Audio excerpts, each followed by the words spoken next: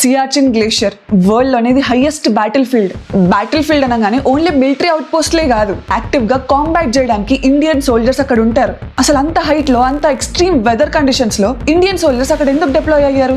Guinness world record ప్రకారం world మొత్తంలో only Siachen glacier పైన మాత్రమే హైయెస్ట్ బ్యాటిల్ ఫీల్డ్ ఉంది. వరల్డ్ లో ఇంకెక్కడ కూడా యాక్టివ్ గా మిలిటరీ పర్సనల్ అక్కడ ప్లేస్ అయ్యలేరు. మన రెండు తెలుగు రాష్ట్రాలని సముద్ర మట్టం సీ లెవెల్ తో కంపేర్ చేస్తే మనం ఒక 1000 ఫీట్ నుంచి 1500 ఫీట్ హైట్ లో ఉంటాం. తిరుమల సీ లెవెల్ నుంచి 3200 ఫీట్ హైట్ లో ఉంటది. అదే సియాచిన్ గ్లేషియర్ సీ లెవెల్ నుంచి 22,000 ఫీట్ హైట్ లో ఉంటది. ఇంత హైట్ లో హ్యూమన్ బయాలజీ ప్రకారం ఒక హ్యూమన్ నార్మల్ గా బతకడం అసాధారణం. సీ లెవెల్ తో కంపేర్ చేస్తే సియాచిన్ గ్లేషియర్ పైన ఓన్లీ హాఫ్ ఆక్సిజన్ మాత్రమే దొరుకుతుంది. ఇక్కడ ఎవరైతే డిప్లాయ్ అయిన సోల్జర్స్ ఉంటారో వాళ్ళకి ఆల్టిట్యూడ్ సిక్నెస్ ఎక్కువ ఉంటుంది. మీకు సింపుల్ గా అర్థమయ్యేది చెప్పాలంటే ఆక్సిజన్ తక్కువ అయ్యి వామిటింగ్స్, లాస్ ఆఫ్ ఎపటైట్. ఈ ఆక్సిజన్ తక్కువ అవడం వల్ల బ్లడ్ లో విస్కాసిటీ పెరుగుతుంది, అంటే బ్లడ్ థిక్ అవుతుంది. దీని వల్ల బ్లడ్ క్లాట్ అయ్యే ఛాన్సెస్ చాలా హై ఉంటాయి. సియాచిన్ లో టెంపరేచర్ -50 కంటే దారుణంగా పడిపోతాయి. స్నో స్టార్మ్స్ వస్తాయి, అవలాంచెస్ వస్తాయి. ఇక్కడ మన ఇండియన్ సోల్జర్స్ ఎనిమీతో ఫైట్ చేయడం ఒక ఎత్తు అయితే నేచర్ తో ఫైట్ చేయడం ఇంకొక ఎత్తు. అసలు సిచ్యువేషన్స్ ఇంత హారిబుల్ గా ఉన్నప్పుడు ఇండియన్ సోల్జర్స్ అక్కడ ఎందుకు ఉండాలి? ఇది మీకు అర్థం కావాలంటే మనం 1984 కి టైం ట్రావెల్ చేయాలి. 1980 స్టార్ట్ అవుతున్నప్పుడు కూడా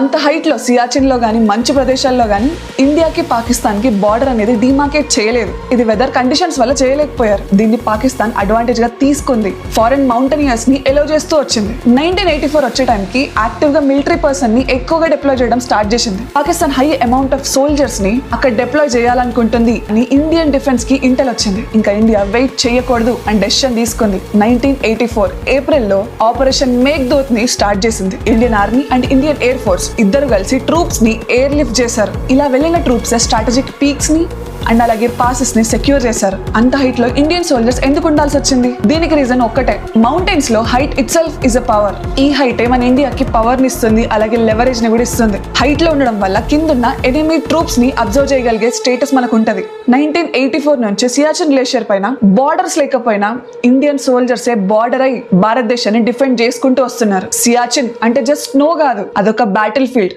అక్కడ నేచర్ కూడా ఒక ఎనిమీయే. జై హింద్.